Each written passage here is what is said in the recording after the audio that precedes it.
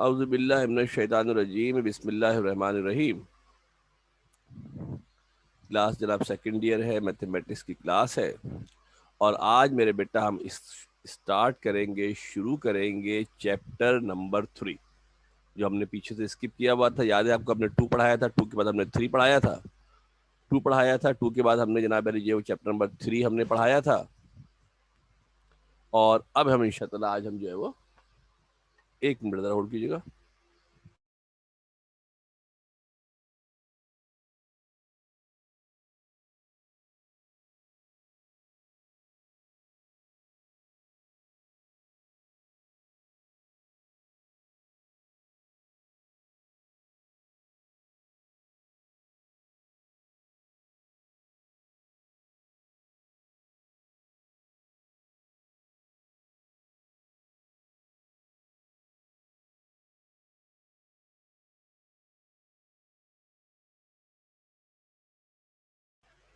जी बेटा, तो आज हम जनाब चैप्टर नंबर 3 का आगाज करेंगे और समझ लें कि ये चैप्टर नंबर 3 इस हवाले से इम्पोर्टेंट है। एक तो एमसीक्यूज, ऑब्वियसली सी बात है, इस चैप्टर से काफी सारे एमसीक्यूज आएंगे। इस चैप्टर से काफी सारे एमसीक्यूज बनाए जा सकते हैं, बन सकते हैं। और इस चैप्टर का मेरे बेटा जो नाम है, इस चैप्टर का हमारे पास जो नाम है मेरे बेटा, वो नाम है the general equation of straight line. क्या नाम बेटा है? The general equation of straight line इसका नाम है। अगर आपको याद पड़े तो जो चैप्टर नंबर 2 हमने पढ़ा था उसका नाम भी स्ट्रेट लाइन था। दोनों चैप्टर में फर्क समझ ले। बहुत असल में तो हमें साथ ही करना चाहिए था, मगर चैप्टर 3 बड़ा बहुत था तो इसलिए हमने उसको स्किप कर दिया था। अब हम बहुत सारा काम कर चुके हैं पेपर के हवाले से। अगर आप पेपर देखेंगे तो आप बहुत कंफर्टेबल पोजीशन में, पेपर के हवाले से आपकी पोजीशन बहुत ज्यादा कंफर्टेबल है। जी बेटा, चैप्टर नंबर 3 हमारा है, ये चैप्टर नंबर 2 की कंटिन्यूटी में है। और जिन लोगों ने चैप्टर 2 नहीं पढ़ा है तो उनको ये पढ़ के चैप्टर 2 का भी अंदाजा हो जाएगा। और जो है वो चैप्टर जिन्होंने 2 पढ़ा है तो उनके लिए तो और आसान हो जाएगा। जितने फार्मूले आपने चैप्टर 2 में पढ़े थे, जितने फार्मूले आपने चैप्टर नंबर 2 में डिस्कस किए थे, वो सारे के सारे फार्मूले यहाँ पर वैलिड होंगे। वो सारे फार्मूले यहाँ पर मेरे बेटा इस्तेमाल होंगे, इसका खसूसी ख्याल रखिएगा। जितने फार्मूले आपने चैप्टर नंबर 2 के अंदर पढ़े हैं वो सारे फार्मूले यहाँ वैलिड होंगे। थोड़ा सा मैं आपको कोशिश करता हूँ। वैसे तो एक्सरसाइज 3.1 करेंगे, 2 एक्सरसाइजेस के अंदर है। वैसे तो बुक में 3 है, बुक में 3 एक्सरसाइज है। 3.3 रेड्यूस में, 3.3 रेड्यूस के अंदर है। और मजे की बात यह है कि सवाल हर साल 5 ईयर में 3.3 का आया करता था, अब उन्होंने उसको रेड्यूस कर दिया माशाल्लाह। फिर एमसीक्यूज के हवाले से भी इसके अंदर बहुत सारी बातें हैं जो हम इसके अंदर जनाब डिस्कस करेंगे।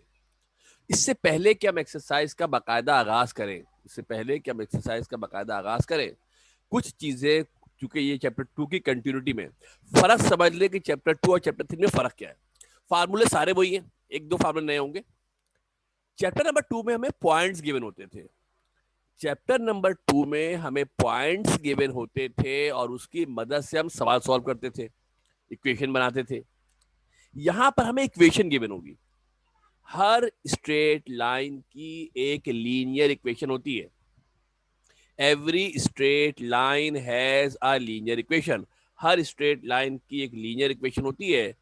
यहाँ पहले चैप्टर नंबर 2 में पॉइंट्स गिवन होते थे, हम इक्वेशन बनाते थे। क्या गिवन होते थे? पॉइंट गिवन होते थे, हम इक्वेशन बनाते थे। अब क्या होगा मेरे बेटा? अब हमें इक्वेशन गिवन होगी। क्या गिवन होगी? हमें इक्वेशन गिवन होगी। थोड़ा सा रिमाइंड कर लेते हैं, जरा देख लेते हैं। कुछ पुराने फार्मूले चैप्टर 2 के हैं, ये आपकी याद दहाने के लिए जंग लग गया होगा, बहुत पुरानी बात है, बहुत पहले किए थे। वो सब फार्मूले आपको मैं एक दफा स्क्रीन पे सामने लिख देता हूँ, वो फार्मूले आपके जहन में याद आ जाएंगे। जिन्होंने नहीं पढ़ा है उनको भी याद आ जाएगा।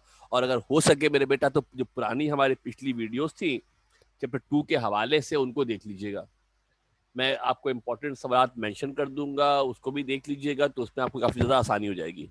पहले तो कंप्लीट पढ़ाया था, मगर वो सब एग्जाम में आता नहीं है, थोड़ा सा ही आता है।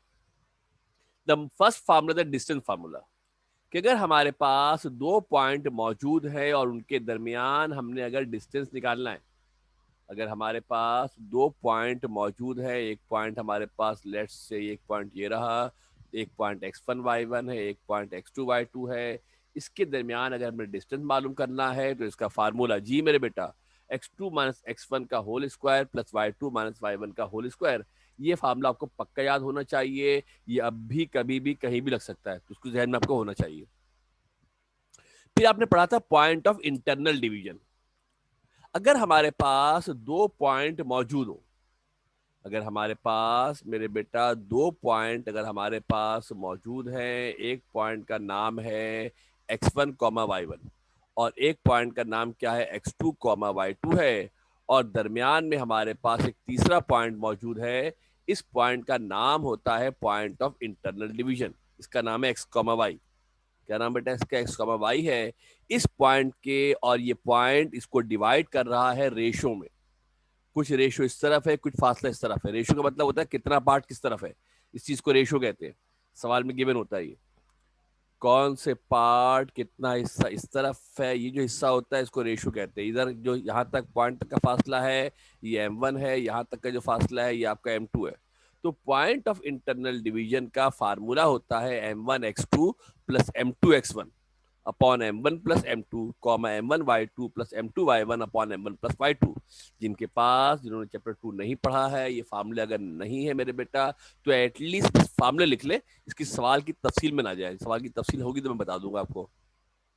इसी के अंदर एक और था पॉइंट ऑफ एक्सटर्नल डिवीजन। ये जो हमने पॉइंट मालूम किया ये बीच में था, जो पॉइंट हमने मालूम किया बीच में था, ये भी हो सकता है जिस पॉइंट को आप मालूम कर रहे हैं वो पॉइंट कहीं बाहर हो। अभी हमने मेरे बेटा जिस पॉइंट को फाइंड आउट किया है, मालूम किया है, ये पॉइंट दरमियान में था। हो सकता है जिस पॉइंट को हमने मालूम करना हो ये पॉइंट कहाँ पर हो, बाहर कहीं साइड में आपके पास मौजूद हो। ये दो पॉइंट हमारे पास गिवन है, ये दो पॉइंट हमारे पास जनाब गिवन है, और जिस पॉइंट को हमने फाइंड आउट करना है, मालूम करना है, ये पॉइंट आपका मेरे बेटा कहीं जो पॉइंट रिक्वायर्ड है ये बाहर है। तो इसका जो फार्मूला हमारे पास था ऑफ रेशियो m1 m2, इसका रेशियो है, तो इसका जो फार्मूला था m1x2 माइनस का m2x1 upon m1 plus m2 m1y2 minus का m2y1 upon m1 minus m2। ये फार्मूले आपको एमसीक्यूज बेस भी याद होने चाहिए, ये फार्मूले आपको एमसीक्यूज के हवाले से भी याद होने चाहिए। नेक्स्ट हमारा होता है mid point formula. Mid point का मतलब होता है जो पॉइंट के दरमियान में हो। क्या होता है बेटा? पॉइंट के दरमियान में हो। दो पॉइंट मेरे बेटा हमें गिवन है, दो पॉइंट हमें गिवन है और एक पॉइंट हमने मालूम करना है, और वो जो पॉइंट मालूम करना है दरमियान में। दरमियान में होने के मतलब क्या है कि दोनों तरफ का डिस्टेंस बराबर होगा। दरमियान में होने का मतलब ये है कि जो दोनों तरफ का डिस्टेंस है, जितना डिस्टेंस मेरे बेटा यहाँ पर होगा, जितना डिस्टेंस यहाँ पर होगा, इतना ही डिस्टेंस आपके पास जनाब दूसरी तरफ होगा। अगर दोनों तरफ डिस्टेंस बराबर हो, अगर दोनों तरफ डिस्टेंस बराबर हो तो इसको कहते हैं मिड पॉइंट। क्या कहते हैं इसको? और इस मिड पॉइंट का जो फार्मूला होता है x1 plus x2 upon two y1 plus y2 upon two. x1 plus x2 upon two, plus में आगे पीछे करने को फर्क पड़ता नहीं है। x1 plus x2 upon two y1 plus y2 upon two. फिर एक ट्राइंगल होता है, अगर ट्राइंगल हमारे पास ABC ट्राइंगल गिवन है तो इसके मिड पॉइंट को जो लाइन मिलाती है उसको कहते हैं, इसका जो सेंट्राइड होता है, जो मिड पॉइंट को लाइन मिलाती है, इसका नाम होता है क्या मेरे बेटा? या आपको याद पड़ता होगा, इसका नाम होता है मीडियन। एक वर्टेक्स से एक लाइन शुरू हो, वर्टेक्स से एक लाइन शुरू हो और अपोजिट साइड के मिड पॉइंट पे जाके मिले, तो इस लाइन का नाम होता है मीडियन। याद आ रहा है बेटा कुछ? इस लाइन का नाम होता है मीडियन, और जहां तीनों मीडियन मिलते हैं इस पॉइंट का नाम होता है सेंट्राइड। क्या नाम होता है इसका? सेंट्राइड होता है। सेंट्राइड के कोऑर्डिनेट्स होते हैं x1 plus x2 plus x3 upon 3 और y1 plus y2 plus y3 upon 3 हमारे पास होता है। इसी तरीके से इन सेंटर एक होता है। क्या होता है हमारे पास? इन सेंटर होता है, जो इंटरनल बाइसेक्टर ऑफ एंगल का जो पॉइंट होता है उसको इन सेंटर कहते हैं, और ये इन सेंटर का फार्मूला होता है। ये हमारा इन सेंटर का फार्मूला होता है। तीन साइडें हमें गिवन है, एक ट्राइंगल हमें गिवन है। डायग्राम थोड़ी बड़ी कर देता हूँ, देख लो बेटा। एक ट्राइंगल है, इसके vertices x1 y1 x2 y2 वगैरह होंगे। एक साइड की लेंथ a, एक साइड की लेंथ b, एक की लेंथ c हो, तो ये फार्मूला होता है इन सेंटर का। ऑल्दो कि मैंने स्क्रीन पर बहुत सारे फार्मूले आपको यहाँ लिख दिए हैं, मगर आपको ज़्यादा टेंशन परेशानी में आने की ज़रूरत नहीं है। ज़्यादा टेंशन परेशानी में आने की ज़रूरत नहीं है कि इस वक्त जिस जगह हम मौजूद हैं इस वक्त हमको सिर्फ ये फार्मूला याद होना चाहिए। कौन सा मेरे बेटा? मिड पॉइंट फार्मूला आपको याद होना चाहिए, जस्ट वन। एक फार्मूला आप और याद कर लें, डिस्टेंस फार्मूले तो याद ही होगा यकीन आपको। फिल वक्त ये दो फार्मूले आपको याद होने चाहिए। हालांकि जो पहले ही हम सवाल करेंगे वो इस फार्मूले के ऊपर है। बाकी फार्मूले आप ना भी याद हो तो कोई मसला, कोई इश्यू, परेशानी इसके अंदर नहीं है। एटलीस्ट 3 फार्मूले आपको याद होने चाहिए। पहली प्रायोरिटी में तो मिड पॉइंट फार्मूले याद होने चाहिए, बाकी का तो गुजारा कर लेंगे। इसके बाद मेरे बेटा अगर हम आगे बढ़ते हैं, कुछ चीजें हमने और भी डिस्कस की थी। इसका नाम था स्लोप ऑफ लाइन।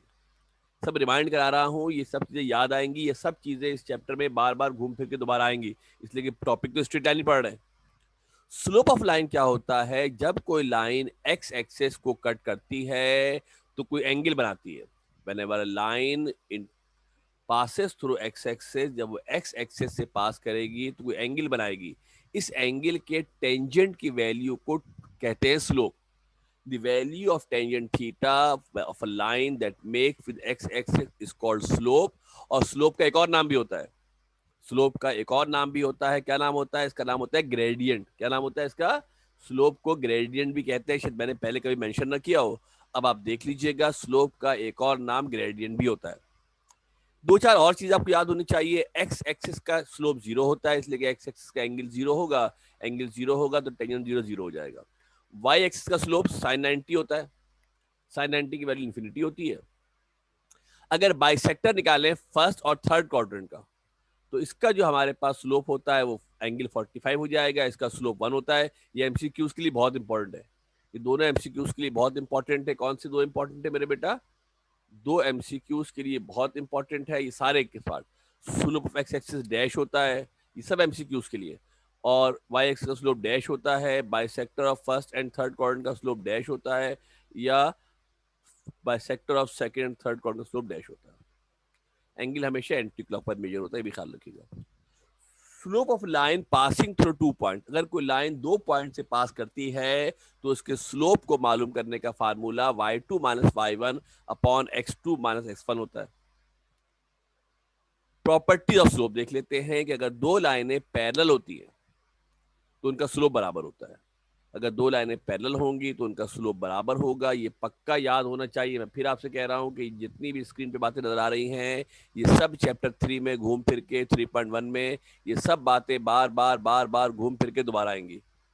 सब चीजें याद रहेंगी तो बहुत जल्दी से फटाफट चैप्टर हो जाएगा। अगर दो लाइनें परपेंडिकुलर होती है तो उनके स्लोप का प्रोडक्ट -1 होता है।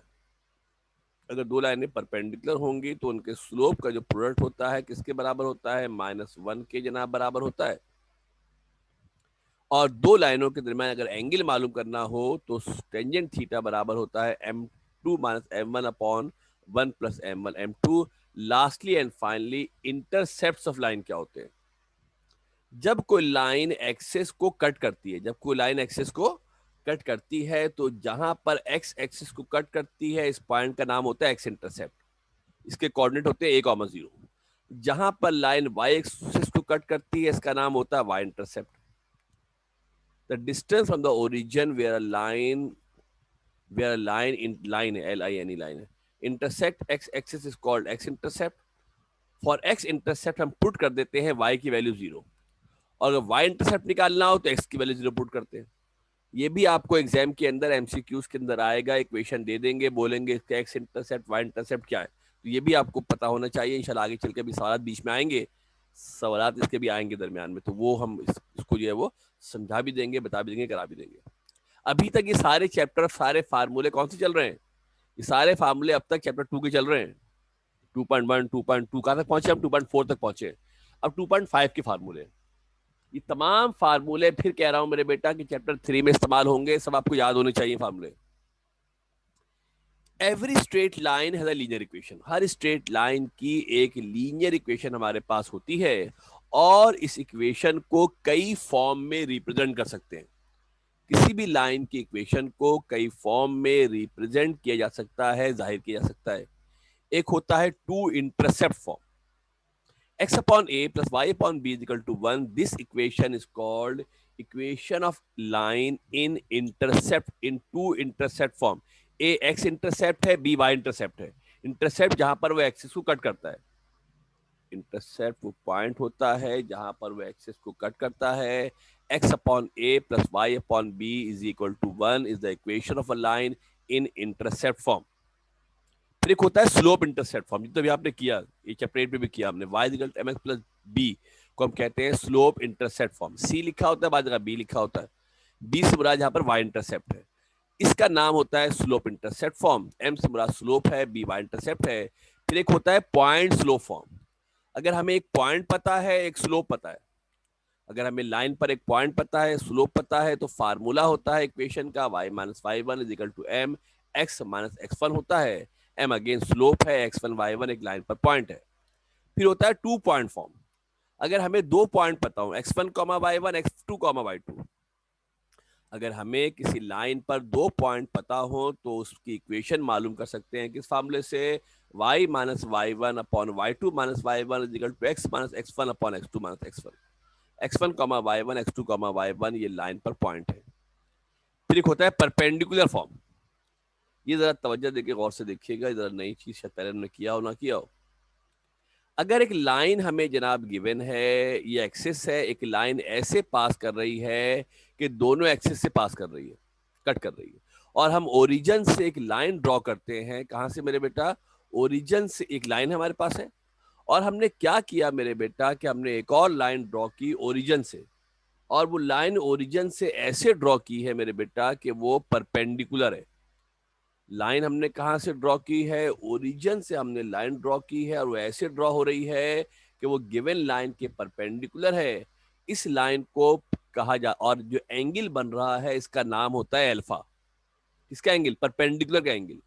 जो परपेंडिकुलर ड्रॉ किया है उसका एंगल अगर अल्फा होता है तो इंटरसेप्ट फॉर्म में, किसमें? परपेंडिकुलर फॉर्म में फार्मूला होता है x upon cos alpha plus y upon sine alpha is equal to p.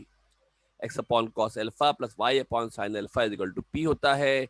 p हमारा परपेंडिकुलर डिस्टेंस ऑफ लाइन है फ्रॉम ओरिजिन, और ये हमेशा पॉजिटिव होगा.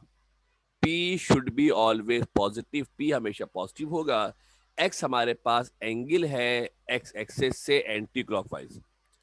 x हमारे पास क्या है? एंगल है x एक्सिस से एंटी क्लॉकवाइज. तो ये वो सारे फार्मूले हैं, ये वो सारे फार्मूले हैं जो कि हमने चैप्टर नंबर 2 के अंदर पढ़े. ढेर सारे फार्मूले थे, और ये सारे फार्मूले अगर आप मेरे बेटा देखो तो ये सारे फार्मूले हमारे पास यहाँ पर आगे इस्तेमाल होने वाले हैं. ठीक है, अब हम क्या करते हैं मेरे बेटा, एक्सरसाइज नंबर 3.1 का बाकायदा आगाज करते हैं. और मैं थोड़ा सा एक सवाल बी से स्किप कर रहा हूं. हम डायरेक्ट शुरू करेंगे मेरे बेटा. कहां से हम शुरू करेंगे? क्वेश्चन नंबर 2 से. क्वेश्चन नंबर 1 भी है, 1 करेंगे बाद में करेंगे. 1 में बना हुआ है, मैं करवाना चाह नहीं रहा, मैं 2 से करवाऊंगा इसको.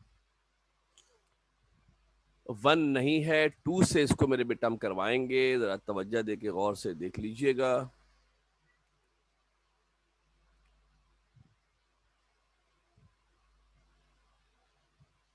एक मिनट देखिएगा हमारे पास क्या सूरत हाल है. हमने करना है सवाल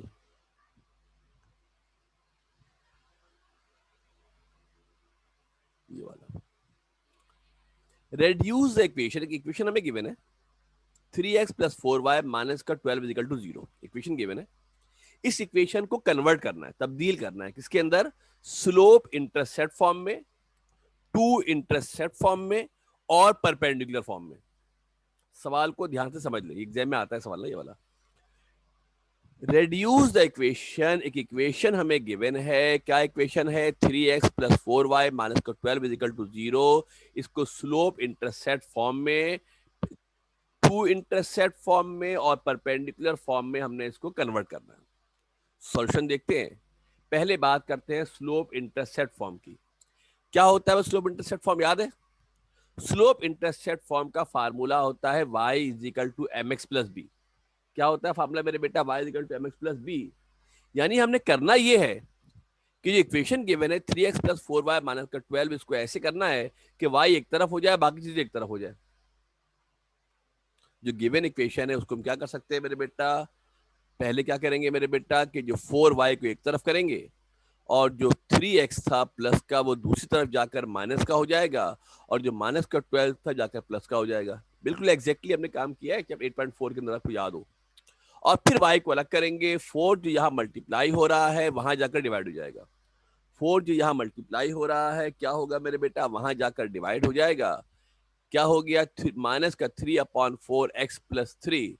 और अगर कंपेयर करें इसको, अगर मेरे बेटा अगर इसको कंपेयर करने की कोशिश करो तो आप बता सकते हो क्या कि इसका स्लोप कितना है। कंपेयर करोगे तो स्लोप कितना है, माइनस का 3/4। स्लोप कितना है, माइनस का 3/4। और वाई इंटरसेप्ट कहते हैं बी को, इसका वाई इंटरसेप्ट कितना है, 3। कितना वाई इंटरसेप्ट है, 3 है। ये आपसे एग्जाम में एमसीक्यूज के अंदर आप देखेंगे, बल्कि है भी एक सवाल है इसके अंदर कि लाइन गिवन है, बताना इसका स्लोप कितना है। इसका एक तरीका और भी होता है, वो भी आगे चल के पढ़ेंगे आपके पास। एक तरीका तो ये होता है इसको तब्दील करें, y equal to mx plus c में कंपेयर कर लें। दूसरा पार्ट क्या है मेरे बेटा, which is the slope intercept form with slope -3/4, slope -3/4 है और y इंटरसेप्ट इसका 3 है। तो क्या करना है मेरे बेटा, हमने फिर हमने जनाब क्या करना है, फिर इसको हमने इसी सवाल को, इसी क्वेश्चन को टू इंटरसेप्ट फॉर्म में ब्रेक करना है। किसमें करना है, टू इंटरसेप्ट फॉर्म में ब्रेक करना है। क्या होती है two intercept form, x/a plus y/b is equal to 1। x/a plus y/b is equal to 1 की फॉर्म में हमने इसको तब्दील करना है। इसी इक्वेशन को ख्याल रखना, इक्वेशन में इज इक्वल टू 1 होता है। क्या होता है इक्वेशन में, इक्वेशन में इक्वल टू 1 होता है। इक्वेशन को ऐसे करना है कि इक्वल टू 1 आ जाए। क्या करेंगे भाई, जो गिवन इक्वेशन है उसको हम क्या करते हैं मेरे बेटा, जो माइनस का 12 था जब वो दूसरी जानिब जाएगा तो क्या हो जाएगा, जो माइनस का 12 था दूसरी जानिब जाएगा तो क्या हो जाएगा मेरे बेटा, प्लस का 12 हो जाएगा। हमें चाहिए 1, हमें क्या चाहिए, जनरल इक्वेशन के मुताबिक हमको 1 चाहिए। 12 यहाँ मल्टीप्लाई हो रहा है, वहां जाकर डिवाइड होगा, या दोनों जानिब इक्वेशन को 12 से डिवाइड कर देते हैं। क्या करते हैं, दोनों,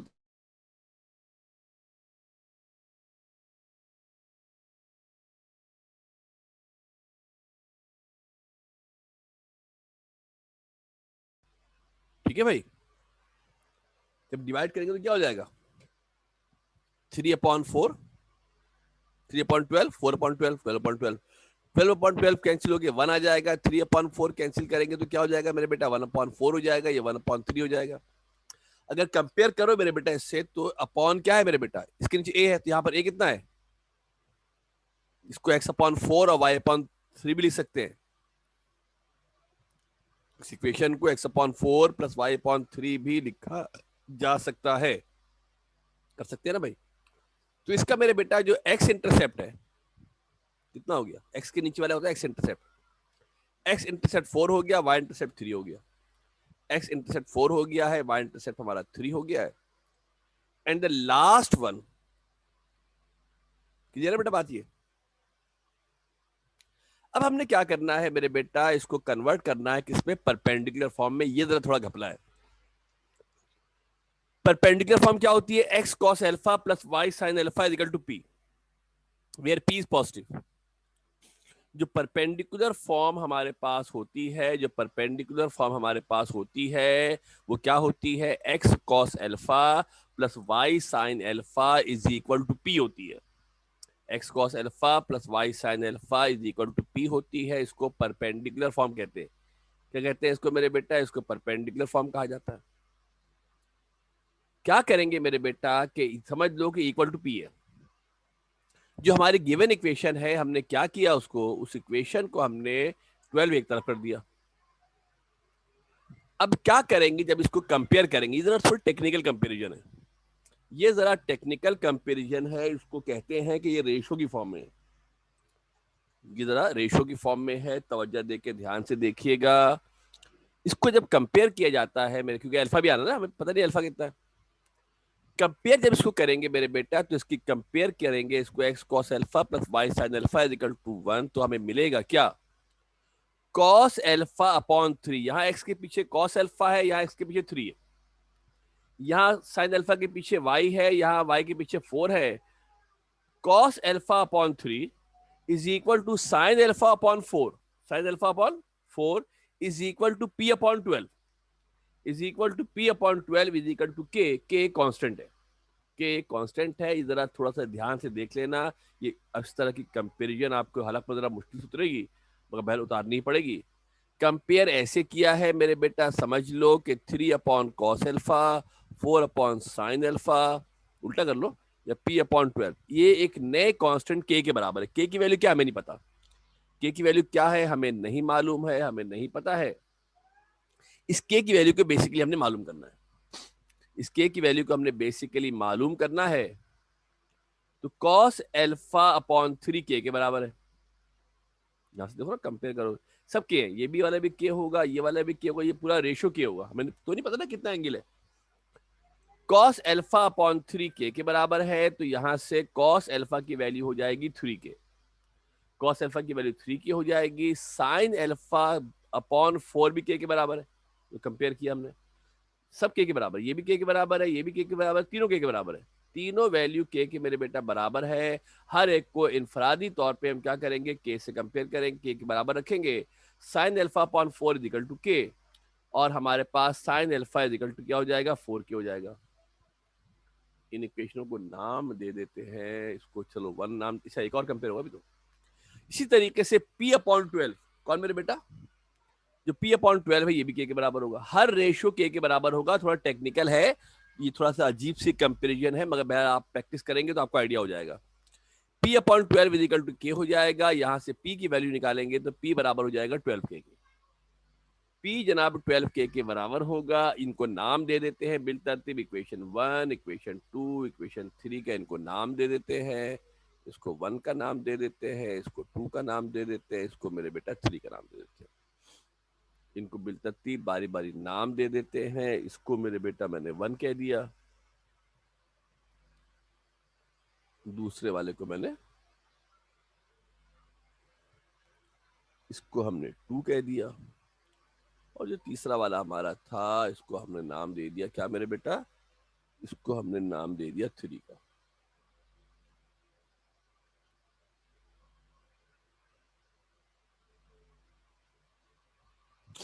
अब जनाब क्या सूरत हाल है, अब क्या करते हैं मेरे बेटा, हमने बेसिकली के मालूम करना है। क्या मालूम करना है हमने, के मालूम करना है। अगर हम इक्वेशन 1 और इक्वेशन 2 को स्क्वायर करके ऐड कर लें, इक्वेशन 1 को भी स्क्वायर करें दोनों तरफ, और इक्वेशन 2 को भी स्क्वायर करें, और फिर दोनों को ऐड कर लें, squaring and adding equation 1 and 2, 1 और 2 को स्क्वायर भी करेंगे, ऐड भी कर लेंगे, तो क्या हो जाएगा, कॉस स्क्वायर एल्फा, और 3k का स्क्वायर क्या होगा, 3k का स्क्वायर होगा 9k स्क्वायर। समझ लो बेटा, गौर से स्क्वायर किया है, ये समझ लो हमने स्क्वायर किया है, तवज्जो दे के गौर से ध्यान से देख लेना। हमने मेरे बेटा स्क्वायर किया है, ये कॉस स्क्वायर अल्फा यहाँ से आया, 3k का स्क्वायर किया तो 9k स्क्वायर आया, ठीक है मेरे बेटा। और जब इसको स्क्वायर किया तो साइन स्क्वायर का अल्फा, साइन स्क्वायर अल्फा आया, 4k का स्क्वायर किया तो 16k स्क्वायर आ गया। बात समझ आ रही है, स्क्वायर करके हमने ऐड कर लिया, क्या हो जाएगा भाई, जो cos square alpha plus sine square alpha होता है वो तो 1 होता है, cos square alpha plus sine square alpha होता है वो 1 के बराबर होता है, इसकी जगह 1 आ जाएगा। और 9k स्क्वायर और 16k स्क्वायर ये बराबर किसके हो जाएगा, 25k स्क्वायर के बराबर हो जाएगा। Sine square alpha plus cos square alpha 1 के बराबर होता है, पता नहीं तो बचपन से पढ़ते आ रहे हैं। के स्क्वायर की वैल्यू 1/25 हो जाएगी, के की वैल्यू हो जाएगी प्लस माइनस 1/5, के की वैल्यू क्या होगी, प्लस माइनस 1/5 होगी। p बराबर है 12k के, p किसके बराबर है, 12k के मेरे बेटा बराबर है, p किसके बराबर है, p बराबर है 12k के मेरे बेटा बराबर है। और शुरू में लिखवाया था जब बता रहा था कि p should always be positive, p हमेशा पॉजिटिव होगा, p की वैल्यू हमेशा पॉजिटिव होगी। यानी अगर मैं यहाँ पे k की वैल्यू माइनस पे लेने की कोशिश करूंगा तो k की वैल्यू माइनस में आ, तो p की वैल्यू माइनस में आ जाएगी, जो मुमकिन नहीं है, जो मुमकिन नहीं है। p हमेशा पॉजिटिव होता है, p is always positive. Since p is always positive, to be kept positive, we select k is equal to 1/5। अब जब हम cos अल्फा की निकाले वैल्यू तो ये हो जाएगी 3/5, जो cos अल्फा है उसकी वैल्यू कितनी हो जाएगी, 3/5। जो cos sin अल्फा है किसके बराबर था, sin अल्फा, जो cos अल्फा था वो किसके बराबर था, 3k के बराबर था। 3 है, k की जगह पे क्या आ जाएगा, 1/5 आएगा। सुन लो गौर से, कैसे निकाला है, पूछे कहां से आ गया, कॉस अल्फा 3k के बराबर था, 3 है, k किसके बराबर है, k बराबर है 1/5 के, तो 3/5 हो जाएगा। साइन अल्फा 4k के बराबर था, 4 है, k की जगह 1/5 आएगा, 4/5 हो जाएगा। चाहो तो मैं यहाँ लिख के दिखा भी देता हूँ अगर आपको थोड़ा कंफ्यूजन हो रहा है तो। जो कॉस अल्फा हमारे पास था वो किसके बराबर था, 3k के बराबर था। और मेरे बेटा 3 है, और मेरे बेटा हमारे पास जो वैल्यू आई के की, कितनी वैल्यू आई के की, के की वैल्यू हमारे पास आई 1/5। तो लिहाजा आंसर कितना आ जाएगा, 3/5। लिखना नहीं, डायरेक्ट लिख दे, ठीक चलेगा। इसी तरीके से साइन अल्फा की वैल्यू 4/5 आएगी। अब रह गया पी, कौन रह गया मेरे बेटा, पी रह गया। पी की वैल्यू कितनी थी, 12k थी, तो हो जाएगा 12/5। 12k थी, 12 रहेगा, 12/5 हो जाएगी। यार P is the length of the perpendicular, ये सब हमने पीछे आपको बताया है, लेंथ ऑफ द परपेंडिकुलर है। और इक्वेशन जो बन जाएगी मेरे बेटा, इस इक्वेशन में जहां कॉस अल्फा था वहां पे क्या लिख देंगे, 3/5। जहां साइन अल्फा था वहां पे क्या लिख देंगे, 4/5।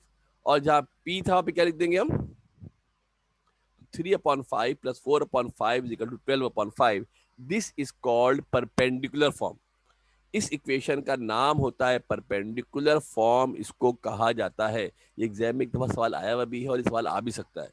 इस सवाल एक दफा एग्जाम में सब नहीं आए, तीनों नहीं आएंगे, इसलिए ये वाला आएगा, 5 नंबर का आएगा। ये वाला सवाल आएगा जो 5 नंबर का आपका सवाल आ सकता है, तो इसको ध्यान से सलीके से देखकर कर लीजिएगा। ये बेसिकली मैंने एग्जाम्पल कराया है, और अगर आप गौर से देखें मेरे बेटा तो एक आपका जो एक्सरसाइज है, ये एक्सरसाइज के अंदर आपके पास चंद सवालात आपको गिवन है। एक्सरसाइज के अंदर क्वेश्चन नंबर 2 है, इसको जरा सा आप करने की कोशिश कर लीजिएगा। बिल्कुल सेम सवाल है, बिल्कुल सेम सवालात हमारे पास गिवन है, वैल्यू इनके डिफरेंट है। स्क्रीन पे मैंने आपके सामने सवाल लिख दिए, सवाल मैंने सॉल्व कर दिया है। ये बेसिकली एक्सरसाइज का सवाल है, को एक्सरसाइज का ये क्वेश्चन हमारा है, मेरे ख्याल से ये आपका सवाल है मेरे बेटा, क्वेश्चन नंबर 2 का पार्ट नंबर 3। एक्सरसाइज 3.1 है, क्वेश्चन नंबर 2 है, इसका पार्ट नंबर 3 है। किताब आपके सामने है तो आप इसको देख भी सकते हैं। किताब अगर आपके सामने है तो इसको देख भी सकते हैं। इस किताब, इस सवाल के अंदर क्वेश्चन 2 में 6 पार्ट है। कितने पार्ट है मेरे बेटा, इसके अंदर 6 हमारे पास पार्ट है। आप इन पार्ट्स को करने की कोशिश कीजिएगा। ये कौन सा सवाल है मेरे बेटा, जो हमने पीछे सवाल किया है वही सवाल है, वैल्यू चेंज है। मैंने चूंकि टाइम खत्म हो रहा है, जूम का टाइम भी बिल्कुल एंड के ऊपर है, तो इसलिए जरा जल्दी से इसको मैंने समेट दिया है। इसको आप देख लीजिएगा और कर लीजिएगा, ठीक है मेरे बेटा। क्वेश्चन नंबर 2 के 6 पार्ट है, 3 4 पार्ट कोशिश करके कर लीजिएगा। परपेंडिकुलर दो, शुरू के 2 पार्ट तो आसान है, परपेंडिकुलर पार्ट पे थोड़ा घपला होगा, इसको पहले आप करने की कोशिश कीजिएगा। तो इंशाल्लाह फिर नेक्स्ट क्लास में आएंगे तो चैप्टर 3 को आगे से कंटिन्यू करेंगे। पीछे की चीज़ें मेरे बेटा लाजमी तौर पे देखते रहें, और किसी भी सवाल के अंदर, टॉपिक के अंदर कोई प्रॉब्लम हो तो मुझे बता दो। हो सकेगा तो हम 3 क्लासों में से 1 क्लास रिवीजन की कर लेंगे। बात ये आप पढ़ते चले जाओ, भूलते चले जाओ।